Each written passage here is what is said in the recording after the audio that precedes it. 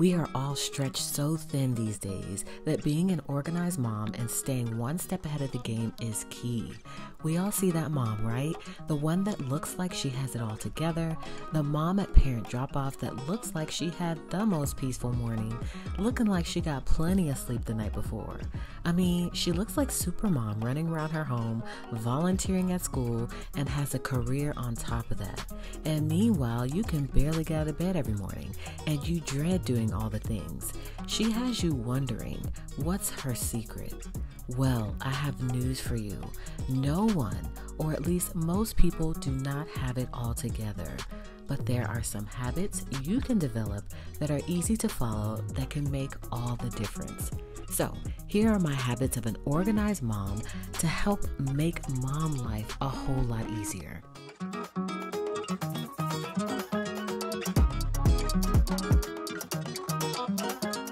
So the first habit of an organized mom is to have routines. Create routines. Routines are your superpower. I'm a big advocate for them. So I've talked about them several times on my channel here. I even have a full dedicated video on how you can create routines for yourself. I feel like having a good routine for yourself can and will make you more productive. It'll also make you less stressed and a more organized mom overall. So you guys know I love to show you things in action, or I love to show you just how I have things set up. I feel like it's more beneficial that way. So this video is no different. I'm going to show you my routines and kind of walk you through how they work. So I have a section here at the top dedicated to routines. It is called routines. So this is a section where I keep all of the routines for my planner routine and then also all of my household and family routines. Also guys, something exciting about this video is that I'm going to be giving you a free printable. You guys know from time to time I like to offer free printables in my videos, and then on my blog we also have a ton of free printables that you can have access to by simply logging in. It's free to join my website or my blog, and it's free to download those printables once you become a member. There's a ton of stuff there, so you're sure to find something that will speak to you and help you with your planner setup and keeping your life organized. So in today's video I'm going to be giving you guys a free cleaning routine printable. So this is my routine section. Again, I love routines. I swear by them. I have to have them. And so this is where I reference all my routines. I also keep my planner routine in here as well. So when it comes to my daily routines, this is how I organize it. I have my morning, afternoon, and evening routine, which are my main routines. And then within those routines, I have other routines. So for instance, I have my fitness routine that is done during my morning routine, but I need to know exactly what I'm doing as a part of my fitness routine. And so then from that point, I head on over to the fitness routine. And there, that's going to break things down even further for me. And when I look in the fitness routine, it's going to give me a further breakdown of what I'm supposed to do each day. For instance, Monday, cardio, Tuesday, upper body, and so on and so forth. Thursday, this is an item that it's only seasonal, so I play tennis on Thursdays, but our tennis season is over, so I put that down at the bottom. But Monday through Friday, that tells me all of the things I'm supposed to be doing. So based on that morning routine for that day, these certain things are standard tasks. Well, actually, they're all standard tasks that I do every day, but if there's something I need to drill down on, then I come and I look at that particular routine to see what I'm supposed to be doing for that day. So that works very well for me. Okay, and then for afternoon, we have our after school routine. So I'm going to look at after school to see all of the things I need to do after school. Some things need to be done every day, like check book bag, homework, read 20 minutes, chores, and some things are only during certain days, like extracurricular activities. I put standard here, so it just all depends on what she's doing and what Malachi's doing. Malachi's playing basketball and Addison is doing gymnastics, and she'll soon be joining a tennis academy. So once I figure out the days of the week, I'll write them in here. I didn't type them in this particular case because I just felt like we didn't know what she was doing at that time. And so again, Monday, Wednesday, Friday, tutoring, Friday, sign papers, newsletter. So certain things are to be done on certain days and certain things are to be done every day. If it's every day, you won't see anything here. If it's a day of the week, you'll see the day here. If it's a time, you'll see the time here. So her bedtime routine, she has to be in bed by 8:30. Okay, so hopefully that makes sense to you guys. I love this routine setup. I love how I've typed everything in. Eventually, I hope to have some sort of editing program where you guys can go in and edit some of our PDF files. We don't have certain things available as PDFs, but other things we do. And hopefully we'll be able to have that system in place for you guys so you can go in and type it out for yourself, because not everybody likes their handwriting and they want to be able to look it, they want it to look good. So these are all my routines: enrichment, family time, fitness, home, bedtime, Sunday. Of course, that's only to be done on Sunday. And then cleaning, work, faith, self-care, and then my afternoon, and then morning, afternoon, and evening. Okay, I'm sorry, after school. So these are my routines, you guys. Love routines. I definitely think it's something you should implement. Again, it takes the guesswork out of what to do, where to start. And by the end of the week, hopefully you've accomplished everything that you need to accomplish, because this is really your life. This is every single thing that you need to get done in your life should all be listed here as a part of your routine. So that is the first habit of an organized mom: create routines. I know it seems a little overwhelming, but once they're down packed, like as you see here, I've already got them set here. They'll become second nature. They won't seem as daunting, and you'll get a lot more accomplished. The second habit of an organized mom is to make to-do lists. I love making to-do lists. I have to get everything out of my head and onto paper. And how I typically do that is with my inbox system. So I have a whole inbox section in my planner, and this is where I come to dump out all of the things that I know I need to do. And then from here, I'll take them and I'll plug them into my calendar section based on that week that I want to get them done. So whether it be just on a sheet of paper, a sticky note, whatever works for you, start jotting out some items that you know you need to do as an overview, and then start picking and choosing some of those items and start tackling them day by day. Because organized moms have to have a plan. They have a plan, and by having a to-do list every day, it's going to help you clear out your mind. If you're anything like me, my mind is just going 1,000 miles per minute. I'm constantly thinking of all things. So I do also take notes on my phone. If I am on the go and I don't have my planner with me, but I need to write something I need to do, then I'll jot it in the notes app on my phone. And then from there, I'll take it and bring it here. And then I'll just start picking maybe 5 tasks and start divvying them up in my calendar section, either as a monthly to-do item or a weekly to-do item. And then as I'm getting them done, I'm coming here and I'm checking off done. There is a category system here as well. So now, later, waiting on someday, and if it's a project, I'll come and check that off, and then I'll start tackling things. So just get it out of your head, dump it all out on paper, and then you can see what you're working with, and that way you can start to get some of these things done. You feel more accomplished, and you have a plan, and this is your foundation for that plan. And y'all, there is just something that feels really good about writing down all the things you have to do and being able to cross it off your list as a completed task. Like, y'all don't know how I feel when I can check this off done. I'm like, wowzers. Like, I love it. It makes me feel such a sense of accomplishment. And so no one wants to set themselves up for failure. You guys, once you make that to-do list in your planner section, whether it be in the monthly view or the weekly view, make sure you try really, really hard to get it all done. So if you write it in your notes section here, just a master to-do list, start divvying some of that things over the day. You could keep it here if you would like to just check it off from here. If you decide to schedule it on specific days, make sure that you are really diligent in trying to complete all of those tasks. So only give yourself to-do list items that you know you can actually complete. That gives you more of a sense of accomplishment. Again, when you can see that check mark that you've done all the things, and you don't want to overwhelm yourself by giving yourself too much and putting too much on your plate. All right, so another habit of organized moms is to meal plan. Y'all know I love meal planning. It's just my thing. I have a whole section in my planner dedicated to it. This is where I jot in all the things meal planner related. I have lunch ideas here, as you can see.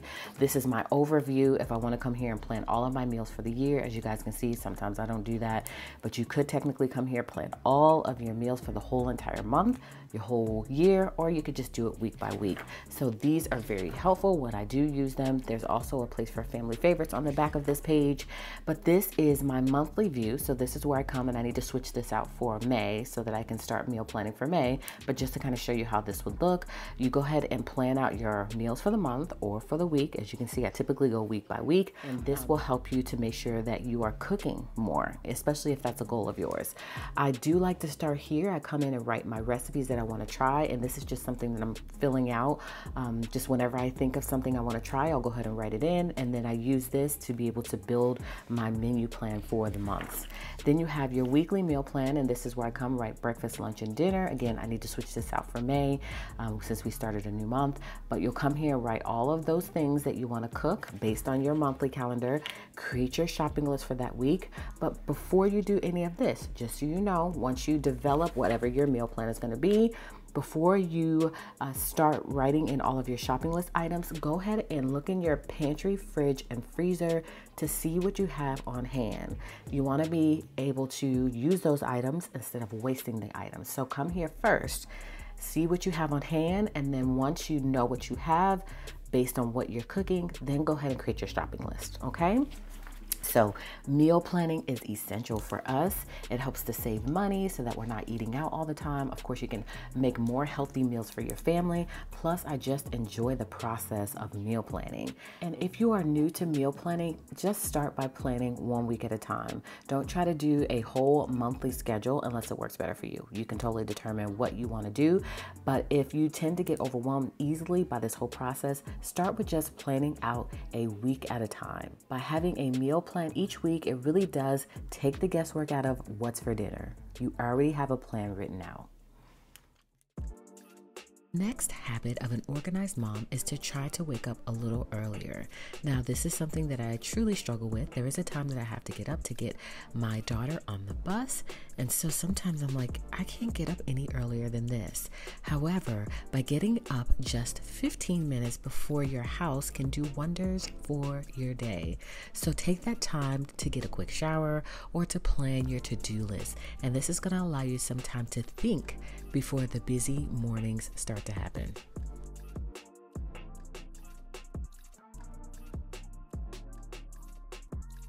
The next habit of an organized mom is to try and develop a nighttime routine for you and your family.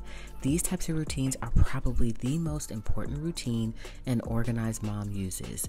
Get your house completely ready for the next morning is the goal here.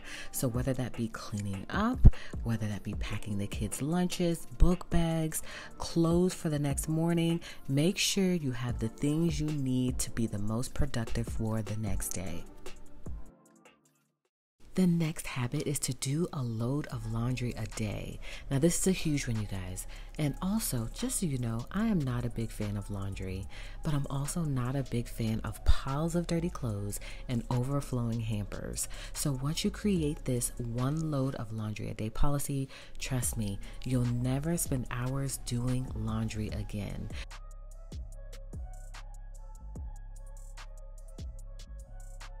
Next habit is to create a command center. Y'all know how I feel about command centers, and it is a mom's ultimate successful hack. I love a good command center, so ours happens to be on our refrigerator, but you can put yours wherever you'd like. Having everything you need right there so all your family knows what's going on is key.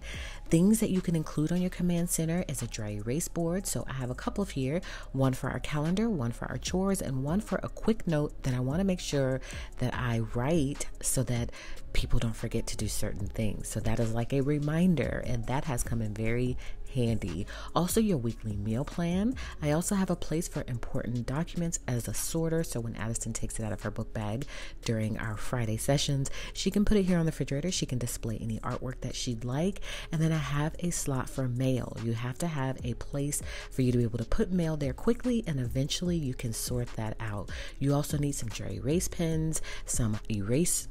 You also like to have some dry erase markers, of course, so that you can write everything in.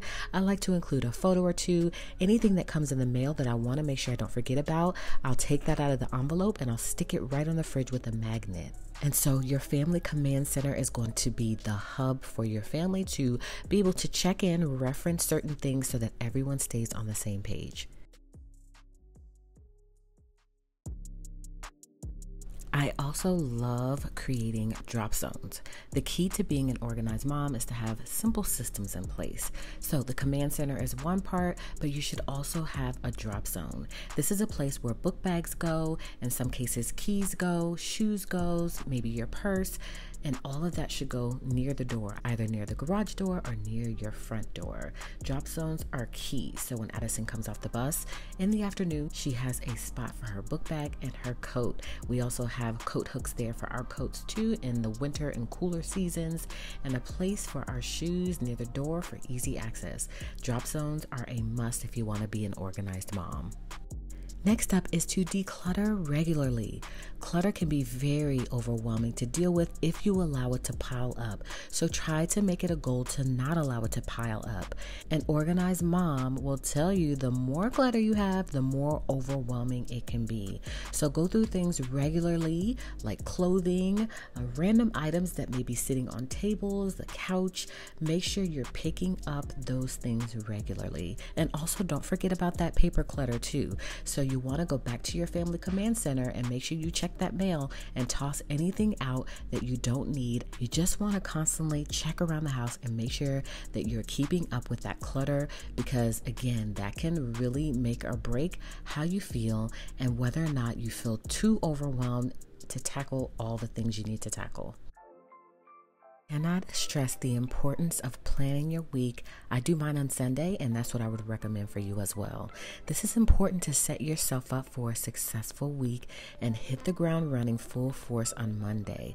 So take some time each Sunday to write out everything you need to do for that upcoming week. Places you need to go, errands you need to run, things you need to do, appointments you have going on. Make sure to write that all down ahead of time so that way you can set yourself up for success. Also make sure that you are setting deadlines, set goals. By setting deadlines for yourself, you're more likely to make that task a priority. But just like your to-do list, be realistic with the things you're actually able to accomplish. Break up the bigger goals into smaller chunks and just chip away at it. An organized mom is going to tell you by working towards a goal little by little and setting a deadline to get things finished is the key to successfully getting those things done. Next thing is to batch your errands. I cannot speak to the importance of batching those errands. Once you're out, get everything done all at the same time. So try and designate one day each week for running errands if you can. By batching your errands all into one day, that's going to save you so much time, money on gas, and having to quickly run out on days that are super busy, and also those days, y'all, that you just don't want to go out. So the best habit of an organized mom is to make the most out of the time you have. So get all of your errands done all at the same time. I'm telling you, it's life-changing. So that is it, you guys. Those are my 12 habits of an organized mom. So as you can see, all it takes is just a little bit of prep work and planning. And so don't stress yourself out thinking that you have to be this perfect mom. There is no such thing as a perfect mom. Just do what you can little by little and try to strive to make improvements. So that is it for this video, guys. I really, truly hope that you guys did enjoy this video. I hope that you'll consider subscribing to my channel if you're new here, and give me a thumbs up on this video if you did enjoy it. And of course, as always, I would love it if you guys would come back by and catch another video, in which case I'll see you guys then.